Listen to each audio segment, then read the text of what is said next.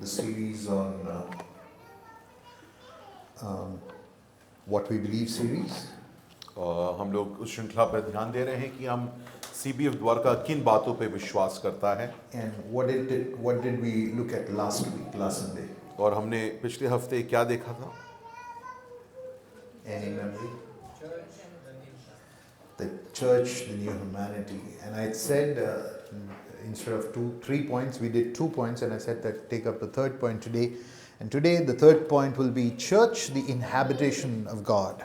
और आज जो हम लोग देखेंगे वो बिंदु है कि कलीसिया जो है वो प्रभु परमेश्वर का निवास स्थान है. Dear church is God's restoration plan for the creation, the fallen creation. इस बात को हमको समझना जरूरी है कि कलीसिया जो है वो परमेश्वर के उस योजना में जिसमें वो सृष्टि को नवीन करता है उसमें कलीसिया बहुत अहम एक And भूमिका I निभाता hope है. that the weight of that statement weighs on to us this morning. और मैं चाहता हूं कि इस कथन का जो भार जो है हम सब के ऊपर आ पाए. We are not consumers in the church of God. We are participants in the program of God in restoring the fallen creation. यहाँ पर हम लोग श्रोता, यहाँ पर ऐसे लोग नहीं जो आकर बैठकर सिर्फ सेवाएं प्राप्त करते हैं. हम लोग ऐसे लोग हैं कलीसिया में आकर हम लोग इस महान योजना के भागीदार बनते हैं. And that's what this passage verses 17 to 22 of book of Ephesians chapter 2 tells us. और यहाँ पर इफिसियों 2:17 से 22वीं आयत में यही चीज को समझाया गया है. God of the universe is in a redemptive historical program to make and establish a holy temple. और यहाँ पर प्रभु परमेश्वर जो सृष्टि का रचयिता जो है वो एक पवित्र मंदिर की तैयारी के लिए वो इन पूरे सृष्टि को नवीन कर रहा For which he है. is fitting us all together. और इस कार्य के लिए, इस योजना को पूर्ण करने के लिए वो हम सबको एक साथ मिला रहा For है. which he's putting all the stones, the building blocks together. और सारी चीजें जो निर्माण के लिए जरूरी हैं ईंट पर ईंट वो इस काम को पूरा कर रहा Until we है. become the final ultimate habitation of the King of glory, the God of universe. और प्रिय चीजों ये कार्य तब तक चलता रहेगा जब तक हम लोग पूर्णतः तैयार नहीं हो जाएंगे और कि जब और तब परमेश्वर हमारे बीच में वास करेगा. So the real question this morning is, इसलिए आज सुबह जो सही सवाल, जरूरी सवाल ये है, are we becoming the church where God dwells? क्या हम लोग एक ऐसी कलीसिया बन पा रहे हैं जहां पर परमेश्वर निवास करता है. From this passage I would like to bring 3 points for us this morning. 3 चीजों को मैं आपके सामने रखना चाहता हूं इस भाग से. First one, verses 17 to 19. First part is who we are not. 17वीं आयत से 19वीं आयत में हम देखेंगे हम कौन नहीं हैं. Second one, who we are, verses 19b. हम दूसरा देखेंगे, पहला हम देखेंगे हम क्या नहीं हैं, दूसरा हम देखेंगे कि हम क्या हैं. And lastly, the third point will be what are we becoming, verse 20 to 22. और आखिरी में हम देखेंगे कि हम क्या बन रहे हैं. Now look at, let's take up one by one. Who are we not?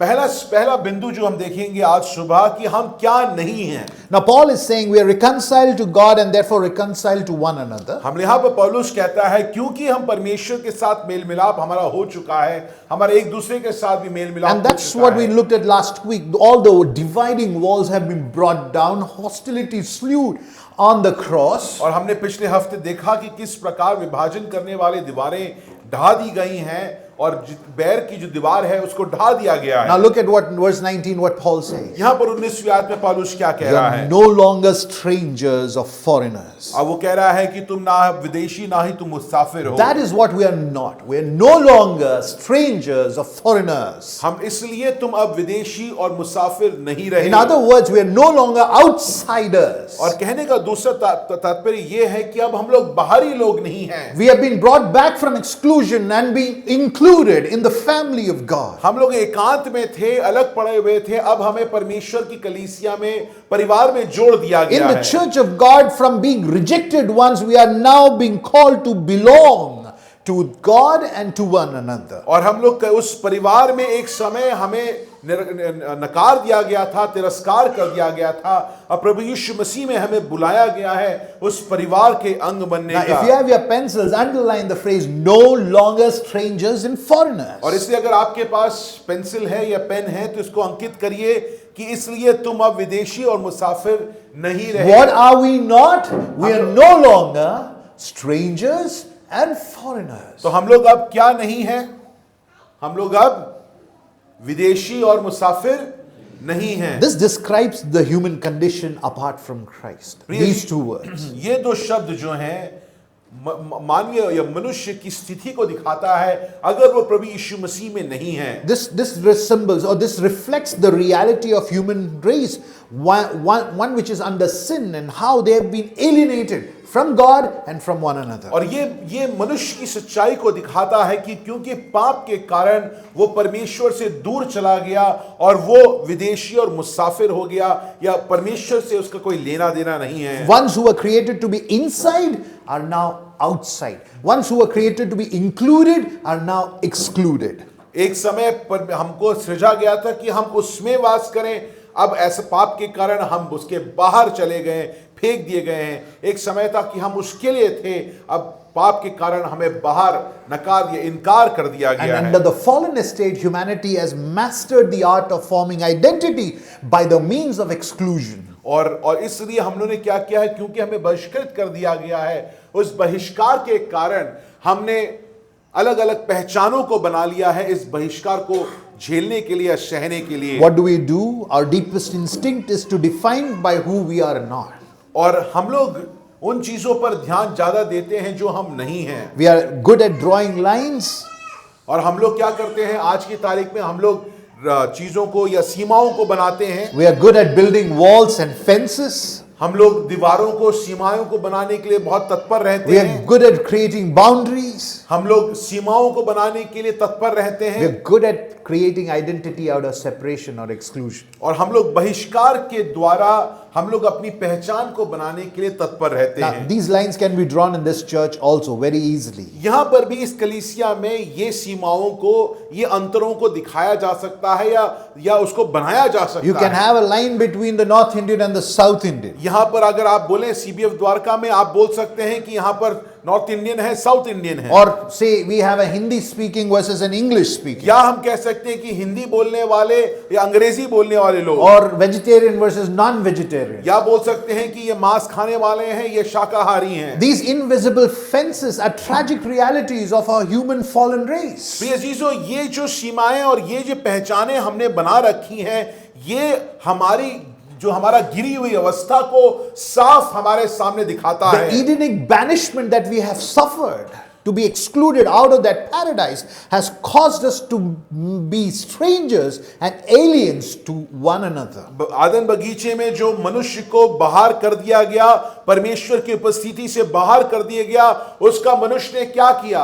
मनुष्य को बेहतर लगने के लिए मनुष्य ने अपने लिए इन प्रकार की पहचान बना लिए और उसके कारण हम एक दूसरे के साथ परदेशी और विदेशी और मुसाफिर के रूप में हम एक दूसरे को देखने At लगे। sin, they just did not lose the paradise, but they lost relationships, communion with one another. प्रिय जीसु, उस कायनात पाप के कारण आदम और हव्वा सिर्फ कायनात को नहीं खो बैठे, वो उस संबंध को भी खो बैठे जो कि मानवता के लिए बनाई गई थी। When we lost God, we lost our home. When we lost our home, we lost our people. We lost each other with a sense of belonging, lack of sense of belonging for one another. प्रिय जीसु, जब आदम बगीचे से मनुष्य को बाहर निकाल दिया गया, हम जो मनुष्य थे, हम बेघर हो गए, और क्योंकि हम बेघर हो गए, हमारे पास रिश्ते नहीं रहे, लोग नहीं रहे, और इस कारण हमारे पास रिश्ते नहीं रहे। And therefore, what have we become? Two things Paul says. और इसलिए पाप के कारण हम दो चीजें बन गए हैं। Strangers and foreigners. हम लोग विदेशी बन गए हैं। Strangers, what does that word mean here? यहाँ पर जो स्ट्रेंजर अंग्रेजी जो शब्द है उसका क्या मतलब है? Someone whom you don't even recognize. He is not worthy of any trust or any kind of acquaintance. और यहाँ पर जब इस विदेशी शब्द का या स्ट्रेंजर शब्द का इस्तेमाल किया गया है, इसका अंग्रेजी का मतलब या मूल भाषा में अगर आप देखें तो उसका ये मतलब है कि वो अजनबी है, उसको हम जानते तक नहीं हैं। What does the word foreigner mean? और यहाँ पर दूसरा जो शब्द फॉरेनर इस्तेमाल किया गया है, One who lives beside you but like a refugee, always near yet never inside. और आप उसका मतलब कि आपके साथ वो रहता है, मगर आपके भीतर रहता, आपके साथ रहता है, मगर वो आपका कभी नहीं बन पाता I है। remember visiting a refugee camp in Tripura. Tripura एक बार मैं जब गया था तो वहाँ पर एक शिविर था जहाँ पर सारे पलायन जिन्होंने किया हुआ था और रेफ्यूजीज थे वहाँ पर A मिले थे। whole set of people exiled from a particular state. The state of Tripura gave them the land as refugees to come and stay, but they had no support, no government services granted, without rights, without security. और यहाँ पर त्रिपुरा में जब मैं वो शिविर में गया, जो शरणा उसको आप कह सकते हैं कि उनको उनके राज्य से या उनके देश से बेदखल कर दिया गया था, उनको अपना घर से निकाल दिया गया था, और त्रिपुरा का जो गवर्नमेंट जो वहाँ पर उन्होंने थोड़ा स्थान दिया, थोड़ा ज़मीन दिया और कहा कि तुम यहाँ पर शिविर लगाकर शरणार्थी के रूप में रह सकते हो। Absolutely no services, no government support, on their own. And it was a pathetic condition. They live in the same state, besides the people of that state, but they have nothing. They're excluded, outsiders. not यहाँ पर insiders. अगर आप देखें तो वो जमीन उनको सिर्फ दे दिया गया, गवर्नमेंट सरकार की तरफ से उनको कुछ भी मुहैया नहीं कराया जाता था। कोई भी चीजें जो जरूरत होती हैं जीने के लिए, पानी हुआ, बिजली हुई, सीवेज सिस्टम, कुछ भी उनको मुहैया नहीं कराया गया। तो आप देखिए किस प्रकार ये जो लोग हैं, ये जो शरणार्थी हैं, वो त्रिपुरा के लोगों के साथ रहते जरूर थे, मगर वहां पे भी वो क्या थे? अन्य जाति, अन्य देशी लोग। That's what Paul says, life on margin, no access, no home. यहां पर पौलुस इस बात को कहता है कि एक ऐसा जीवन जो जहां पर तुम्हारे पास कोई अधिकार नहीं है, तुम्हारे पास जीने के लिए कोई साधन नहीं है। That's the word to bank on or focus on, the word access. और यहां पर इस चीज को कि हमें मिलना जो शब्द है उस पर हमें ध्यान देना We had जरूरी no है। access with one another. यहां पर कि हम एक दूसरे के साथ किसी तरह संबंध को पारित नहीं कर Like सकते last थे। evening we looked at it, we are happy with the access of exchanging pleasantries. Hi, hello, how are you? Oh, I'm good. That's it. और आज की जब हम लोग पिछले हफ्ते रात को भी हमने जब बातचीत किया, हमको क्या ठीक लगता है? हम इतना कर सकते हैं कि लोगों से मिले और पूछें आप कैसे हैं भाई साहब, काम कैसा चल रहा है, उसके वहां पर बातों को, अपनी कहानी को सीमित कर देते But हैं। what does the gospel give you? It gives the gift of access to you and me. मगर सुसमाचार जो है वो हमको ये मौका देता है कि हम एक दूसरे के जीवन में प्रवेश कर Now look at पाएं। verse 17. 17वीं आयत को देखिए। He came and preached peace to you who were far away, and peace to those who were near. और यहां पर उसने आकर तुम्हें जो दूर थे और उन्हें जो निकट थे, दोनों को मेल मिलाप का सुसमाचार सुनाया। The Jew who is near, the Gentile who is far. यहूदी जो कि करीब था, निकट था, और अन्य जाति जो दूर था। But both didn't have access. मगर ये दोनों के पास परमेश्वर के पास या एक दूसरे के लिए या परमेश्वर के साथ कोई पहुंच नहीं थी। Now look at verse 18. 18वीं आयत को देखिए। For through him we both have access in one spirit to the अब Father. यहां पर क्या लिखा है 18वीं आयत में? क्योंकि उसी के द्वारा हम दोनों की एक आत्मा में पिता के पास पहुंच होती है। The word access refers to gaining entrance into the presence of the royalty. That's how the word is used. और यहां पर पहुंच जो शब्द है, एक्सेस जो अंग्रेजी शब्द है, अगर आप देखिए राजकीय घराने में या राजकीय कहीं पे भी आपको जाना है, उस प्रवेश को जो आपको दिया जाता है, राजकीय घराना देता है, उसको यहां पर पहुंच कहते हैं, प्रवेश कहते हैं। Through the gospel of Jesus Christ, God has opened the gates of heaven, the palace of heaven, for us to enter and have access. प्रिय जो सुसमाचार के द्वारा परमेश्वर ने हमें ये प्रवेश की अनुमति दी है कि हम उसके राजकीय भवन में प्रवेश कर पाएं, उसकी उपस्थिति में प्रवेश कर And पाएं। that is why Paul says in verse 19, और इसलिए पौलुस यहाँ पर 19वीं आयत में कहता what are है, you not? तुम यहाँ पर क्या नहीं हो? तुम विदेशी और मुसाफिर नहीं रहे। That is that you are no more strangers to each other. You are no more foreigners to each other. यहां पर वो कहता है इसलिए तुम लोग एक दूसरे के लिए क्या नहीं हो? अजनबी नहीं हो, तुम लोग एक दूसरे के लिए अन्य देशी नहीं हो। But the sad part of the story, मगर दुखद अवस्था आज की जीवन में हमारा ये है, everyone wants access to God the Father. हम सबको परमेश्वर के राज्य में, परमेश्वर के भवन में हमको पहुंच या प्रवेश चाहिए। But we don't want to give access to anybody. We do not want access into anyone's life. हम लोग दूसरों को अपने जीवन में प्रवेश करना नहीं देना चाहते, या हम दूसरों के जीवन में प्रवेश करना नहीं चाहते। That is what Paul is going to remind us in point 2. Who are we? और इसलिए दूसरी आयत में, दूसरे बिंदु में पौलुस हमें याद दिलाता है पहले हमको क्या याद दिलाता है कि हम क्या नहीं हैं, अब हमको याद दिला रहा है कि हम क्या हैं। Look at verse 19b. 19वीं आयत की आखिरी भाग You को are देखिए। fellow co-citizens with the saints and are of God's household. और इसलिए वो शुरुआत करता है कि हम क्या नहीं हैं, इसलिए अब तुम अजनबी और परदेशी नहीं, बल्कि पवित्र लोगों के संगी नागरिक और परमेश्वर के घराने के हो। So from what we are not to what we are. जो हम नहीं हैं उससे हम क्या बन गए हैं। From the language of exclusion to the language of belonging. एक बहिष्कार के भाषा से यहाँ पे अपनापन की भाषा को हम देख पाते Take हैं। your pencil. यहाँ पर अपने पेंसिलों को लें। Two things Paul says दो there. चीजों को यहाँ पर पौलुस That you कहता are है। co-citizens and of the household of God. वो कहता है कि तुम परमेश्वर के नागरिक, संगी नागरिक और परमेश्वर के घराने के हो। That is to say, the believers must now know that they are no more foreigners and strangers to one another. और यहाँ पर पहली चीज पौलुस बोल के ये समझाता है, जब तुम नागरिक, संगी नागरिक हो, तो वो क्या बोलना चाहता है? अब तुम अन्य देशी, अजनबी या परदेशी, अन्य देशी आपस में नहीं हो, तुम संगी नागरिक हो। Now they have citizenship right of one place तुम्हारे पास नागरिकता का अधिकार तुम्हें दिया गया है स्वर्ग का, and of one sovereign king. और एक राजा जो सार्वभौम है उसके राजकीय पद तुमको दिया Now गया Gentiles है। who are far away, considered far away, are no more second-class citizens. They are in the presence of God with equal rights as that of the Jew. और पौलुस इस बात को समझाने की कोशिश कर रहा है कि हे यहूदियों, तुम इस बात को समझो, ये जो अन्य जाति जिनको तुमने आज तक लोग नहीं माना है, इन्होंने सुसमाचार के कारण अब इनके पास परमेश्वर की उपस्थिति में प्रवेश है। अब ये दूसरे ऐसे अलग बहिष्कार किए हुए नागरिक नहीं, मगर तुम्हारे साथ के स्वयं अधिकार के नागरिक बन गए That's हैं। the benefit of being a one new humanity और in Christ Jesus. प्रिय चीजों, प्रभु यीशु मसीह एक नई मानवता होने का लाभ हमको यही मिलता है। What is the benefit? क्या लाभ क्या है? That we are co-citizens of the kingdom of God. हम लोग परमेश्वर के उपराज्य के नागरिक हैं। Paul is writing at a time when Roman citizenship was of a high demand and value. और पौलुस जब इसको लिख रहा है, इतिहास में अगर आप जाएंगे तो एक ऐसे समय पे इसको लिख रहा है जहां पर सब लोग रोमी नागरिक बनना चाहते थे। Everyone desired to be a Roman citizen. सब लोग रोमी नागरिक बनना चाहते थे। Somewhat the same like today when everyone wants to immigrate to some Western country whose passport holds high value and can be seen as a great privilege.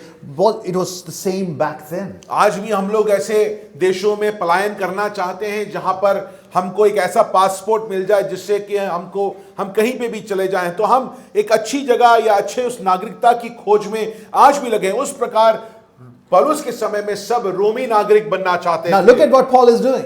यहाँ पर पौलुस क्या कर रहा है? Citizenship cannot give you that much sense of belonging, but Paul juxtaposes citizenship with the household of God. यहाँ पर पौलुस जो है वो नागरिकता बोलकर रुक नहीं जाता है। तुम नागरिक हो, उसके साथ साथ क्या बोलता है? तुम परमेश्वर के घराने हो। You are the family, one new family. वो नागरिकता पे बात नहीं रोकता है, वो कहता है कि तुम एक परिवार हो। He's not just talking about a Jew-Gentile compromised unity. He's not just talking about a plain arrangement of sorts of unity. He's saying that the oneness of the body of Christ that transcends ethnicity, genetics, culture, history, class, whatever, all of that, one new family. वो कहता है कि ऐसा नहीं कि तुम नागरिक होकर तुम एक से एक दूसरे के साथ समझौता करके अपने जीवन को जी रहे हो। तुम अब एक नए घराना बन चुके हो, तुम परमेश्वर के नए घराने हो और इसलिए तुम्हारा जीवन सब बदल चुका है। Paul says in Christ Jesus the access results into a place to belong. यहां पर कहता है प्रभु यीशु मसीह के द्वारा तुम्हें एक ऐसे जगह पे प्रवेश मिला है जो तुम अपना घर बुला सकते हो। So we are not guests at the table, we are family at this table. प्रिय चीजों, यहां पर इसलिए हम अतिथिगण नहीं है इस मेज के सामने, ये परिवार के रूप में हम इकट्ठा हुए हैं। We are not gathered because we have shared interests. और हम लोग यहां पर इसलिए इकट्ठा नहीं हुए हैं क्योंकि हम एक तरीके की चीज करते हैं। We are gathered because we are one family built on one single foundation. हम लोग इसलिए यहां पर इकट्ठा हुए हैं कि हम एक घराना है, हम एक नींव पर हमें बनाया And गया that's है। what Paul says, one household of God. और इसलिए पौलुस यहां पे कहता है एक घराना समझाना। Now, commentators observe that Paul is using the language of household and building to describe our new identity. यहाँ पर टिप्पणीकार कहते हैं कि परिवार का शब्द का इस्तेमाल करके, पारिवारिक शब्दों का शब्द का इस्तेमाल करके पौलुस हमें कुछ समझाना Between चाहता verses है। 19 to 22, और 19 से लेके 22वीं आयतों के if बीच you में observe, the range of intimacy is growing. यहाँ पर 19 से 22 में पौलुस जो है घनिष्ठता का जो मात्रा जो है उसको बढ़ाता जाता है। From being citizens of the same kingdom, एक तो है कि हम लोग नागरिक हैं, तो उसमें एक घनिष्ठता हमारे हो सकती है। then he takes it a notch higher. मगर उसके बाद वो कहता है कि तुम सिर्फ नागरिक नहीं, तुम क्या हो, तुम घराने हो। फिर उस घनिष्ठता और बढ़ती है। And from Gharana, where does he go finally? He says, you are a temple of the living God. उसके बाद वो कहता है कि ना तुम नागरिक हो, ना ही तुम सिर्फ परमेश्वर के घराने हो। उसके बाद कहता, आखिरकार क्या कहता, तुम परमेश्वर के मंदिर हो। Citizenship to a Gentile in a Jewish community was almost impossible. But Paul takes it a notch higher and says, you both are now one new family. यहां पर आपको याद रखना चाहिए कि जब ये पौलुस इसको लिख रहा है, एक अन्य जाति यहूदी नागरिकता नहीं पा सकता, वो यहूदी नहीं बन सकता है। उस समय पर पौलुस कह रहा है, प्रभु यीशु मसीह के द्वारा सिर्फ तुम एक नए नागरिक नहीं हो, तुम एक नए घराना, तुम एक परिवार बन चुके हो। Church is made up of adopted brothers and sisters, the sons and daughters of the living God. यहां पर हम ले पालक पुत्र, गोद लिए हुए बच्चे बन गए हैं परमेश्वर के। And as a family, we have responsibilities. और एक परिवार के रूप में हमारा एक उत्तरदायित्व है। We are not guests here, we are family, and family means responsibility. प्रिय यीशु, इसलिए अतिथिगण कर हम यहां पर नहीं बैठ सकते हैं, क्योंकि हम परिवार वाले हैं, हमारा उत्तरदायित्व बनता है। Keller says you cannot come into God's household as a tourist. और इसलिए केलर कहता है कि तुम एक पर्यटक के रूप में परमेश्वर के घराने में नहीं आ You सकते हो। come as a family, which means commitment, sacrifice, and accountability. तुम एक परिवार के रूप में आते हो और इसलिए तुम लोग समर्पण, बलिदान को लेकर तुम यहां पर आते हो। And he continues to say, goes on to say that there is no other way to grow spiritually apart from a deep commitment into the community life of the body of Jesus Christ. और यहां पर इस बात को वो कहता है कि तुमको लगता है कि तुम अकेले परमेश्वर के इस विश्वास में बढ़ सकते हो, तो कहता नहीं हो सकता। तुम जब तक तुमको परमेश्वर ने परिवार में रखा है, और क्योंकि तुम्हें परिवार में रखा है, तुमको बलिदान का जीवन, तुमको समर्पण का जीवन चाहिए होगा। तुम अपने आप से नहीं बढ़ सकते। Listen to me carefully. Church is not like a family. Church is the family. प्रिय यीशु, इस बात को ध्यान से सुनिए। कलीसिया जो है वो परिवार जैसा नहीं है। कलीसिया क्या है? परिवार है। Therefore, we do not attend a church service. We inhabit a home as dear family of God, like a blood-bought children प्रिय of यीशु, God. इसलिए हम लोग पर्यटक के रूप में, उपभोक्ता के रूप में आकर कलीसिया में बैठकर सेवा को प्राप्त नहीं करते हैं। हम लोग क्या करते हैं? हम लोग एक घराने के रूप में, परमेश्वर के घराने के रूप में आकर, जो प्रभु यीशु मसीह के लहू से खरीदे गए हैं, साथ मिलकर उसकी आराधना करते हैं। Therefore, when things get difficult, family members don't walk away. They stay together and they stay put. और इसलिए जब मुश्किलें आती हैं तो परिवार के जो जन हैं वो छोड़कर नहीं जाते हैं, वो एक साथ एक दूसरे के साथ लगे रहते Dear हैं। church, dear CBF church, this church is not a social club we are attending. It is a home we inhabit. प्रिय यीशु, इस बात को याद रखिए, हर व्यक्ति जो सीबीएफ द्वारका का सदस्य है, कि सीबीएफ द्वारका आपका क्लब नहीं है जिसमें आप आते और चले जाते हैं। प्रिय यीशु, ये आपका और हमारा घर है जिसमें हम क्या करते हैं? हम सब वास करते हैं, हम निवास करते हैं। As someone said, and I would like you to listen to me carefully, you cannot grow, I quote, you cannot grow spiritually unless you are deeply committed to a community of believers. You cannot grow spiritually unless you are deeply committed to a community of believers. There is no substitute for messy, sometimes painful, but the beautiful reality of a church family. और यहां पर एक टिप्पणीकार कहता है कि इसको ध्यान से सुनिए, आप विश्वास में तब तक नहीं बढ़ सकते हैं जब तक आप विश्वासियों के साथ या अपने कलीसिया के साथ पूर्ण समर्पित नहीं हैं। ये इस बात को समझना जरूरी है कि कलीसिया जो एक परिवार है उसका कोई और तोड़ नहीं है। विश्वासी जीवन में अगर आपको बढ़ना है तो कलीसिया ही एक ऐसी जगह है जहां पर आप बढ़ सकते हैं। भले वो दर्दनाक हो, भले वो कभी कभी करूप हो, मगर फिर भी परमेश्वर द्वारा निर्धारित एकमात्र तरीका है आपके विश्वास बढ़ाने का, वो कलीसिया So है। as a family, we bear one another, we carry each other. और इसलिए क्योंकि हम परिवार हैं, हम एक दूसरे को सहते हैं, एक दूसरे को लेके चलते We हैं, forgive one another. हम लोग एक दूसरे को माफ करते We हैं, stay with one another. हम We एक- don't leave. हम एक दूसरे के साथ रुकते हैं, हम छोड़कर नहीं Because जाते, Christ never walks away from us. You क्योंकि प्रभु यीशु मसीह हमको छोड़कर नहीं जाता। know what is the most interesting feature of a family? प्रिय चीजों, आपको पता है कि परिवार का सबसे बड़ा गुण क्या है? Unity, intimacy. Anything else? Okay, I'll illustrate it this way. You cannot walk away sure. There are times when Nivi gets brutally honest with Anushka. और मैं इसको एक उदाहरण के तरीके से आपको समझाना चाहता हूं।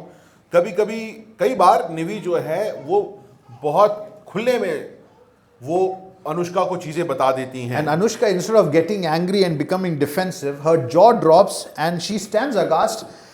How can someone be so brutally honest? और इस बात को जब अनुष्का सुनती है तो वो गुस्सा नहीं, उसको समझ, वो इस बात से परेशान होती है कि कैसा कोई इस ईमानदारी से इस चीज को कह सकता है। That's what family is all about. ये चीजों परिवार यही होता है। You know, how does a husband-wife relationship work? आपको पता है पति और पत्नी का संबंध कैसे चलता It's है? not always kuchi-kuing. और यहाँ पर एकदम प्रेम मोहब्बत की बातें सिर्फ नहीं है, It's actually brutally honest. आप ईमानदारी के साथ सच्चाई को प्रेम में बांटते हैं। It makes you feel the reality and makes you live in reality. आपको सच्चाई देखने का मौका मिलता है, आप सच्चाई में जीने का मौका मिलता That's है। the greatest feature of a family. ये चीजों परिवार का सबसे बड़ा विशेष बात यही होती है। It is not to really merely cultivate feelings of love. It's actually loving by being honest with one another. यहां पर ऐसा नहीं, परिवार में आप एक झूठा प्रेम को एक दूसरे को दिखाते हैं, आप ईमानदारी से एक दूसरे की गलतियां दिखाते हैं और उस प्रेम में आप फिर भी बढ़ते जाते हैं। I want you to turn to Hebrews 3:13. आप मेरे साथ इब्रानियों 3 उसकी 13वीं आयत को खोलिए। What does the writer say? यहां पर लेखक क्या कहता है?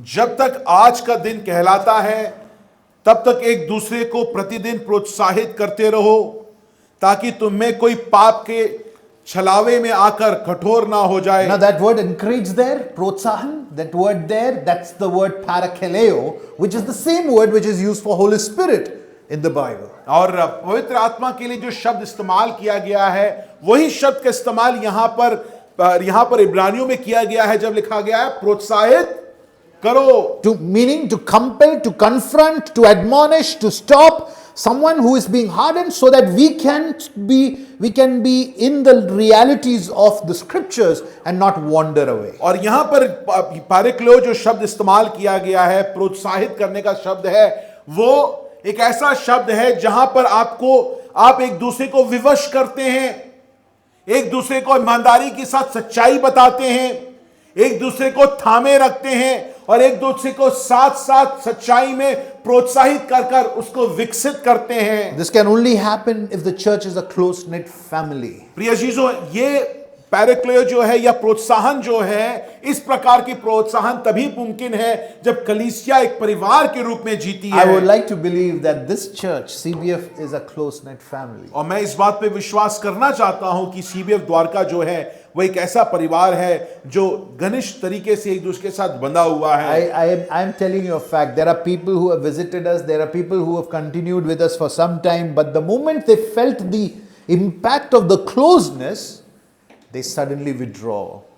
मैं इस बात को आपको कहना चाहता हूं सच्चाई में कि हमारे साथ सालों साल से कई लोग जुड़े हुए रहते हैं, जो हमसे जुड़े थे उनको सब अच्छा लगता था, मगर जब एक परिवार के रूप में हम सच्चाई और ईमानदारी से बातों को रखना शुरू करते जैसे किया, उन्होंने कहा थम जाओ, इसके आगे हम आपके साथ नहीं रह सकते हैं। Our identity as a church is not membership status. Our identity is that we are one new family, a family which belongs to one another in Christ Jesus. प्रिय जीजों, हमारी कलीसिया की पहचान इसमें नहीं कि हमारी मेंबरशिप का स्तर क्या है, स्थान वो कैसा दिखता है, मगर हमारी कलीसिया की पहचान इसमें है कि हम एक परिवार हैं जो एक दूसरे को हम लोग अपनाते हैं। So, what are we not?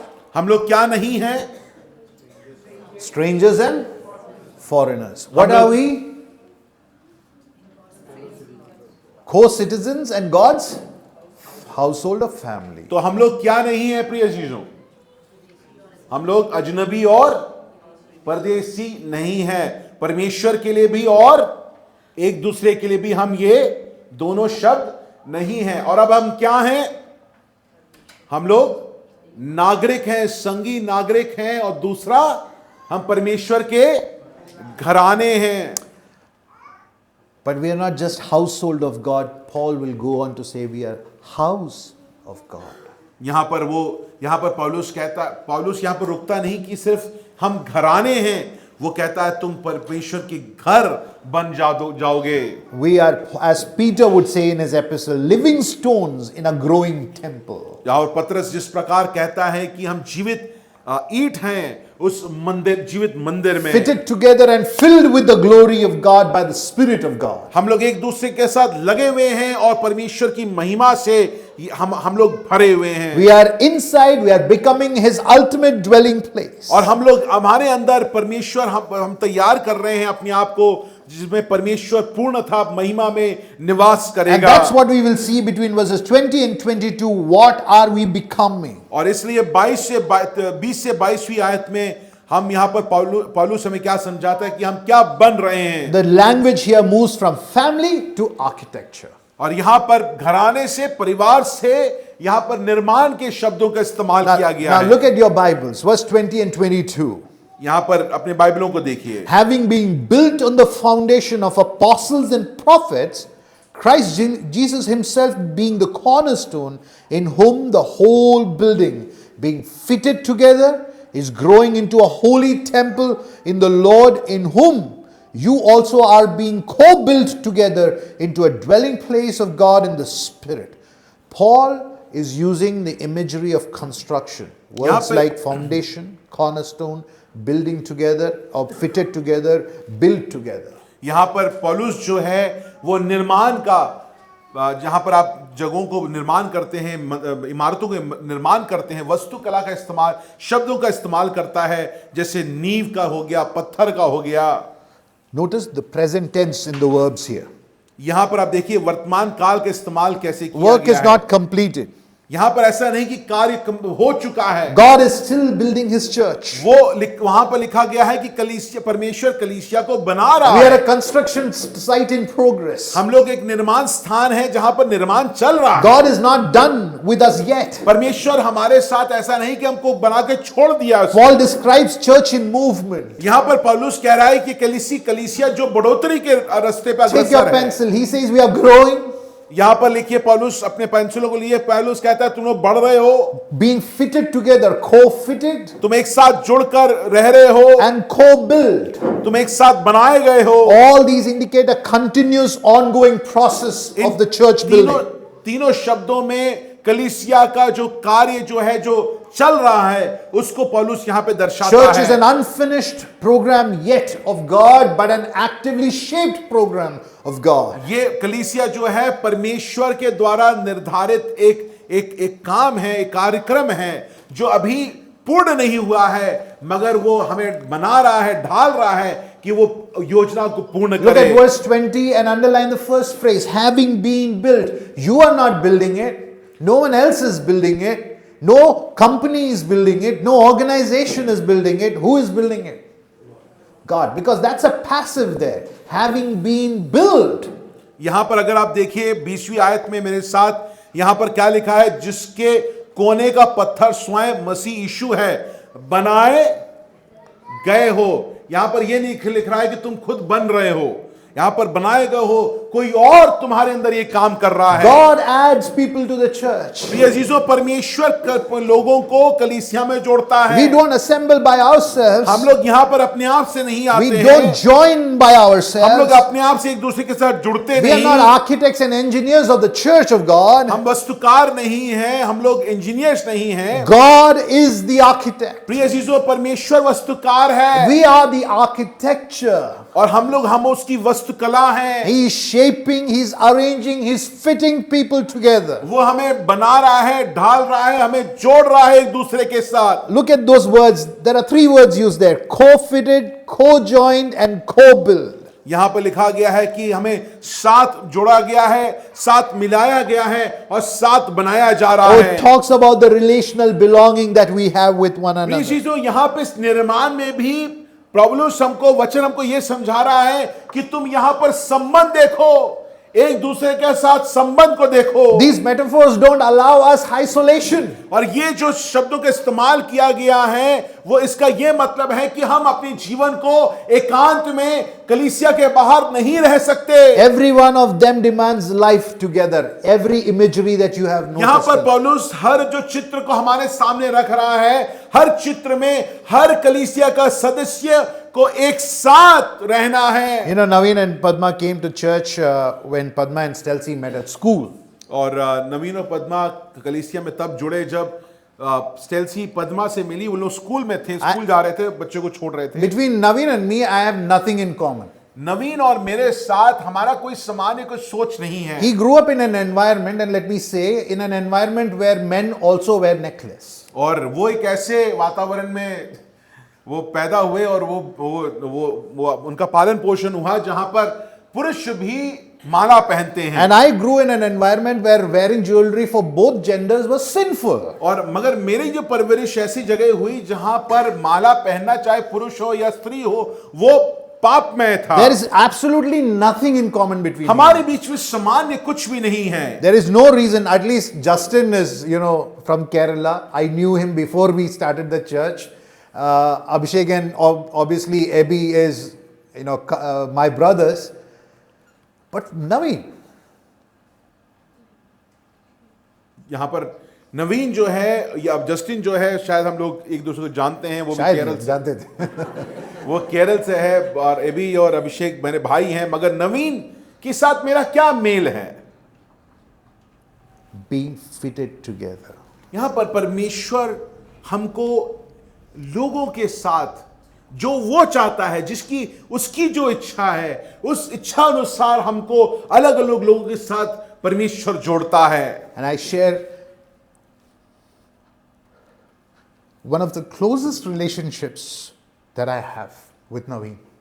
हम लोग के बीच में कुछ सामान्य नहीं है, हमारी पृष्ठभूमियां समान नहीं है, मगर जब परमेश्वर ने हमको जोड़ा, प्रिय अजीजों, आज के तारीख में अगर मेरा सबसे एक घनिष्ठ संबंध है तो वो भाई नवीन के I साथ है। learn from him and I adore his soul. मैं उनसे सीखता हूं और उनकी आत्मा को, उनके जीवन को मैं निहारता हूं। So what are we saying? हम क्या कहना चाह रहे We हैं? are saying God adds people to our life, and these imageries tell us that we have to live life together. प्रिय चीजों, यहां पर इस बात को समझाना चाहता हूं कि आप एकांत में जीवन नहीं जी सकते हैं। आप ये नहीं कह सकते कि इसके साथ मैं रह लूंगा, इसके साथ नहीं रहूंगा। परमेश्वर हमको जोड़ता है और परमेश्वर हमको साथ लाता है जिससे कि हम आत्मिकता में विकसित हों। By the indwelling of the Spirit of God, और क्योंकि हमारे अंदर पवित्र आत्मा निवास करता we है, not only have access to God but access to one another. हमसे हमारी प्रवेश परमेश्वर के साथ ही साथ हमारे एक दूसरे के जीवन में प्रवेश हम The कर पाते distance is हैं। erased. हमारे बीच की दूरियां कम हो गई Hostility हैं। is gone. हमारे बीच की बैर खत्म हो गया Prejudices है। are gone. हमारी सोच खत्म हो गई The है। Spirit creates a family where there is no more suspicion but trust on one another. प्रिय चीजों, पवित्र आत्मा एक ऐसे परिवार को शुरू करता है, बनाता है, जहां पर हम एक दूसरे के बारे में शंका नहीं करते हैं, मगर एक दूसरे को अपने जान के आधार पर हम उन पर भरोसा करते Now हैं। look at all these imageries यहां पर इन चित्रों को देखिए, and think about it, dear church. प्रिय चीजों सोचिए And tell me if it makes sense to just attend 3 meetings a month. और आप इस बात को and सोच, call yourself a member, a family of God. आप इन चित्रों को सोच के बताइए कि कैसे हो सकता है कि आप सिर्फ कलीसिया में 1 या 2 मीटिंग्स या 3 मीटिंग्स को आप सभाओं में आते हैं और उसके बाद आप कहते हैं कि मैं इस परिवार का अंग हूं। How does that work? कैसे ये हो पाएगा? How does that work in your family? आप अपने परिवार में इसको कैसे लागू It कर just सकते tells me हैं? that you don't believe in the family. प्रिय चीजों, ये जो कार्य अगर हम कर रहे हैं तो आप ये हमें समझा रहे हैं कि आप इस परिवार के भाग नहीं If we हैं। remain unknown, untouched, and unaccountable, अगर आप ऐसे बन जाते हैं कि कोई आपको पहुंच नहीं सकता, बातचीत नहीं कर सकता, आप किसी के लिए जवाबदारी नहीं लेते you हैं, do not believe in the gospel of Jesus Christ, therefore you do not believe in the program of God through the church of God. आप तब इस बात को खुले में घोषित कर रहे हैं कि मैं प्रभु यीशु मसीह के सुसमाचार में विश्वास नहीं करता हूं और प्रभु परमेश्वर की महान योजना जो कलीसिया है उस पे मैं विश्वास नहीं Paul says करता हूं। God is the master builder. और यहां पर पौलुस कहता है परमेश्वर वो महान निर्माणकार है। If he is the builder, we are the living stone, प्रिय चीजों, अगर वो निर्माणकार है तो हम जीवित पत्थर being हैं। fitted into the temple building, वो परमेश्वर हमको उठाकर एक दूसरे के साथ जोड़ रहा है, placed together to be the dwelling in habitation हमें of God. एक साथ जोड़कर मिला रहा है जिससे कि वो खुद निवास कर पाए। Look at that verse there, where Paul says we are being built on the foundation of the prophets, apostles, and prophets, and Christ Jesus himself, the cornerstone or the capstone or the keystone. यहां पर पौलुस कहता है प्रेरितों तथा भविष्यवक्ताओं की नींव पर जिसके कोने का पत्थर स्वयं मसीह यीशु है बनाए गए हो। Now some people say it is the cornerstone and the foundation, where the first stone which is laid decides the dimensions of the building. Some people say it's the capstone, like an arch where you have that center piece which fits together and holds the whole arch together. Now whether you look at it as a capstone or a cornerstone doesn't matter. What matters for you and me to do this morning is that it defines the dimensions of the building. प्रिय जीजों, कई इन आयत को लेकर टिप्पणीकार इस बात पर विभाजित हैं कि क्या ये नींव के पत्थर के बारे में बोला जा रहा है या उस छत के पत्थर के बारे में बोला जा रहा है जो कि पूरे जो घर को रोक रखता है या संभाले रखता है। चाहे आप उसको नींव का पत्थर रखें या छत का पत्थर रखें, दोनों का मतलब एक ही है कि वो आधार है, उसके द्वारा ही सब कुछ बनता है। A stone on its own doesn't have stability or any good use. और अगर पत्थर को अकेला छोड़ दिया गया है तो उसका कोई कार्य नहीं, उसका कोई काम नहीं A है। stone becomes strong when it is placed in joint with other stones to build a wall or a building. पत्थर जो है तब मजबूत बनता है जब उसके दूसरे पत्थर के साथ सही रीति से रखा गया, जिसके से एक निर्माण बना गया, एक इमारत बन जाए। And all these living stones are put together to form a building of which Christ holds them together. और ये जो है हम सबको प्रिय जीजों जो जीवित पत्थर हैं उनको परमेश्वर एक एक करके जोड़ रहा है। और उस जीवित पत्थर का नींव कौन है? प्रभु यीशु मसीह स्वयं नींव है जो उसको संभाले हुए है। What does this mean?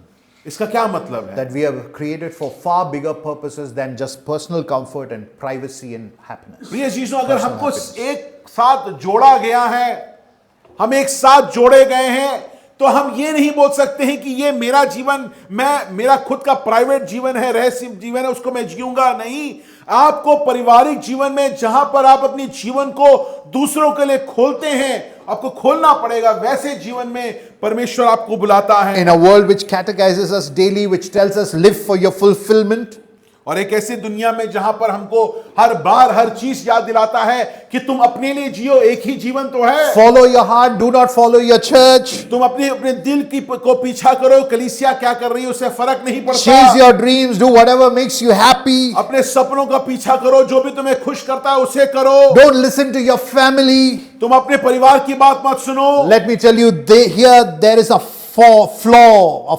flaw in that worldview. प्रिय चीजों, ये जो दृष्टिकोण संसारिक दृष्टिकोण में एक घातक दृष्टिकोण है। If the greatest purpose of your life is your own will and happiness, प्रिय चीजों, अगर आपके जीवन का सबसे प्रमुख उद्देश्य आपकी खुशी, आपका आराम है, then you have no worth, nothing to sacrifice for anything. तो आपके पास कोई कुछ भी नहीं है जो आप दूसरों के लिए बलिदान के रूप में दे सकते Nothing हैं। worthy for suffering for. आप ऐसी कोई चीज को मानते ही नहीं है जिसके लिए आप सताए जा सकते हैं। Nothing worth in your life for dying. ऐसी कोई चीज नहीं आपके जीवन में जिसके लिए आप अपना जीवन जान देना चाहते हैं। Tim Keller said, if you have nothing to die for, Tim Keller कहता है अगर तुम्हारे पास मरने के लिए कोई चीज नहीं है, then heroism in this world is impossible. Nobility is impossible. तो वो कहता है कि जहां पर तुम अच्छे राजकीय बनते हो वो करीब करीब नामुमकिन है। So in the attempt to be significant someone, और हम लोग जो कुछ अपने आप को दिखाने के चक्कर में we are becoming insignificant. प्रिय चीजों, हम लोग कुछ अपने आप को खत्म कर रहे हैं, कुछ भी नहीं बना रहे If your life makes no difference for anyone, अगर आपके जीवन से इस कलीसियाई जीवन में किसी को फर्क नहीं पड़ रहा है, then it makes no difference for you too. तो प्रिय चीजों, आपको भी इस कलीसिया से, इस परिवार से फर्क नहीं पड़ रहा We are है। designed to live in a community. प्रिय चीजों, परमेश्वर द्वारा हमें निर्मित किया गया है समूह के We are लिए। we are not designed for loneliness. हम लोग को अकेले जीवन के लिए नहीं बनाया You गया are है। not made for phones and social media. आपको फोन के लिए, सोशल मीडिया के लिए नहीं बनाया गया You है। cannot become who you were meant to be unless you are co-fitted with others. प्रिय चीजों, जब तक आप एक दूसरे के साथ जोड़े नहीं जाएंगे परमेश्वर के द्वारा, जो आपके जीवन का उद्देश्य है उसको आप पूर्ण नहीं कर सकते हैं। Last evening the question was asked, what if people will judge us in the church? और इसलिए कल रात में सवाल पूछा गया कि अच्छा मैं ये सब बोल दूं, कर लूं, मैं अपने जीवन को खोल दूं, मगर दिक्कत यह है कि लोग मुझको जज करते हैं। Let me tell you, dear church, प्रिय चीजों, मैं इस बात को आपको बोलना चाहता that हूं, fear is not from God.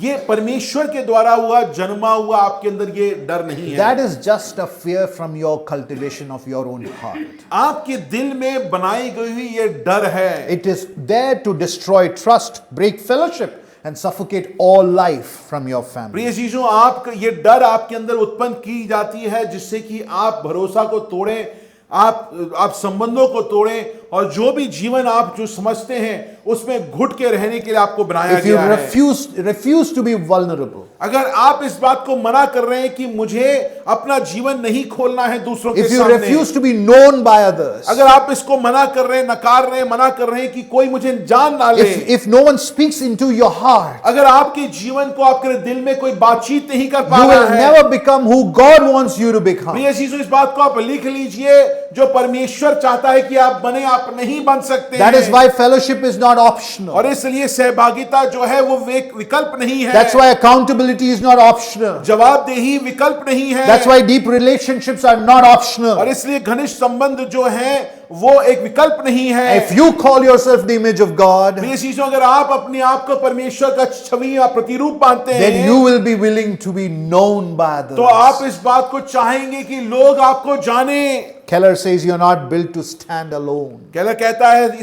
तुम्हें ऐसे बनाया ही नहीं गया था, तुम्हारी बनावट ही ऐसी नहीं कि तुम अकेले खड़े हो You're जाओ। built for friendship, for community, for the church. तुम्हें बनाया गया है कि तुम दोस्ती के लिए, तुम समूह के लिए, तुम कलीसिया के लिए बनाए गए हो। To be vulnerable is painful, yes. प्रिय चीजों, असुरक्षित होना, अपने जीवन को खोलना दर्दनाक है, But to not be vulnerable मगर अपने जीवन को ना खोलना is hell.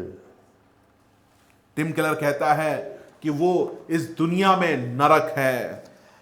This temple is built on the word of God. प्रिय चीजों, ये मंदिर परमेश्वर के वचन पर बना हुआ है। This church is based on the foundations of apostles and prophets, and the mention there is to tell us that they spoke the word of God and wrote the word of God. और यहां पर पौलुस जब कह रहा है कि भविष्यवक्ताओं और के आधार पर, अपोस्तलों के वचनों पर बना गया है, तो वो ये बोलना चाह रहा है कि परमेश्वर के आधार पर क्या बना हुआ है, ये कलीसिया बनी हुई है। Today I am here, tomorrow I may be gone. आज मैं यहां हूं, कल शायद ना होऊंगा। But this church is not based on my word, प्रिय चीजों, ये कलीसिया मेरे शब्दों पर निर्धारित नहीं है, not on my personality, मेरे सोच, मेरे जीने के तरीके पर निर्धारित नहीं है, not on some whims and fancies of people. लोगों की सोच और ख्याली पुलावों पर आधारित कलीसिया नहीं है। This church is based on the word of God, and that is why we give dominance to the preaching of God's word. प्रिय चीजों, ये कलीसिया परमेश्वर के वचन पर आधारित है,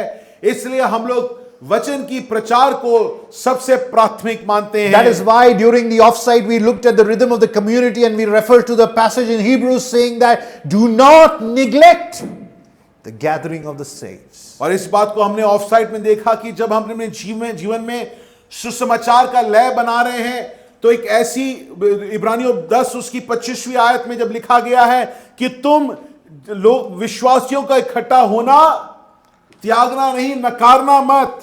What does Paul say? We are his temple. We are being built as his temple. यहां पर पौलुस कह रहा है कि तुम्हें मंदिर के रूप में बनाया गया Our है. temple where he manifests his presence. एक ऐसा मंदिर जहां पर वो अपने उपस्थिति को दिखाता Our है. people among whom God lives. और ऐसे लोग जहां पे परमेश्वर स्वयं निवास So if करता है. God is the builder, और अगर परमेश्वर निर्माणकार है, who are we to walk away from what he is building? प्रिय चीजों, आप और हम कौन होते हैं कि जो वो बनाना चाहता है उसको हम नकार कर, इनकार कर कर छोड़ दें. If God is fitting us together, अगर परमेश्वर हमको एक दूसरे के साथ जोड़ रहा who are है, we to reject the stones, living stones that are placed beside us? प्रिय चीजों, तो हम कौन होते हैं कि जो हमारे बगल में परमेश्वर का रखा गया हुआ जीवित पत्थर को हम ठुकरा दें, नकार दें. If God is shaping us, प्रिय चीजों, अगर परमेश्वर हमको डाल रहा who है, are we to resist his hands being at work in our life and in the life of the church? हम लोग कैसे हैं, हम कौन हैं कि उसके काम को हम अपने जीवन में, अपने परिवार के जीवन में और अपने कलीसियाई जीवन में हम उसको इनकार कर दें, नकार And दें. if we believe, और अगर हम विश्वास करते हैं, if God dwells in this living temple, अगर हम इस बात को विश्वास करते हैं कि परमेश्वर यहां पर निवास करता है, how can we afford to treat it lightly and not see this as the holiness, perfection and the beauty of God? प्रिय चीजों, हम इसको कैसे छोटा मान पाते हैं? कलीसिया को हम कैसे बेकार, उसको तुच्छ मानते हैं, उसको उस पर अहमियत नहीं देते हैं, क्योंकि ये परमेश्वर की सुंदरता को, परमेश्वर की पवित्रता को, परमेश्वर के चरित्र को वो हमारे सामने रखता है. Jesus said to those whom he was speaking to, destroy this temple and in 3 days I will raise it. यहां पर प्रभु यीशु मसीह कहता है कि ये मंदिर को तो तहस नहस कर दो, मैं 3 दिन में ये वापस उठ खड़ा The होगा. religious leaders thought he was talking about the temple in Jerusalem built by Herod. वहां के लोगों, नबियों को लगा, गुरुओं को लगा कि वो वहां के मंदिर की बात कर रहा है, यहूदी मंदिर की बात They कर रहा were है. deeply offended by it. वो क्योंकि उन्होंने सुना तो उनको बहुत बुरा लगा. But he was not speaking of Herod's mortar and brick temple. वहां पर प्रभु यीशु मसीह हेरोद के बनाए हुए मंदिर की बात नहीं कर रहा He था. spoke of his own body, प्रिय चीजों, प्रभु यीशु मसीह अपने शरीर के बारे में बात कर रहा है. one which hung on the cross, एक ऐसा शरीर जो क्रूस पर लटकाया गया, a painful death, एक दर्दनाक मृत्यु, crucified, bruised, buried, raised. वो मारा गया, गाड़ा गया और वो तीसरे दिन जी उठा. Now the risen Christ is building a new temple. प्रिय चीजों, ये जीवित परमेश्वर प्रभु यीशु मसीह एक नई कलीसिया को बना रहा Not है. limestone bricks, वो मसाले और ईंटों के द्वारा नहीं, but living stones. एक जीवित पत्थरों से बना रहा है. Not a place where God visits, एक ऐसी जगह नहीं जहां परमेश्वर बीच बीच में आता है, but a home where God lives. मगर एक ऐसा घर, एक ऐसा घराना जहां परमेश्वर निवास करता है. But hear this, dear CBF, this प्रिय morning. चीजों, इस बात को ध्यान से सुने CBF Dwarka. Fear of being judged and hiding from one another breaks the temple of God. अगर आप एक दूसरे से इस बात से डरते हैं कि वो मेरे बारे में क्या सोचेगा, तो आप एक दूसरे से छिप कर रह रहे हैं और उस कारण आप इस महान मंदिर को तोड़ रहे हैं. You cannot be a living stone behind the walls of self-protection and privacy. आप कभी भी एक जीविता पत्थर नहीं बन सकते हैं जब सिर्फ आप अपने बारे में, अपने जीवन को दूसरों से छिपाकर, बचाकर So करना stop चाहते हैं. hiding. इसे छिपना बंद करें. Stop being anti-social. इसलिए ऐसा ना हो कि आप लोगों से बातचीत ना Be कर रहे हो. fitted together. आप तैयार हो कि परमेश्वर आपको लेकर जोड़े, For God will finish his building. क्योंकि परमेश्वर तो बिल्कुल अपने निर्माण को पूर्ण करेगा. And time is going to come. और एक समय आने वाला है. His beautiful building, the temple of God, his home, his glory will be housed in this living temple of God. प्रिय जी, समय आने वाला है कि उसकी महिमा निवास करेगी इस जीवित मंदिर में. Let's keep growing till then. इसलिए प्रिय चीजों, आइए हम साथ मिलकर विकसित होने की कोशिश करें. Thank you.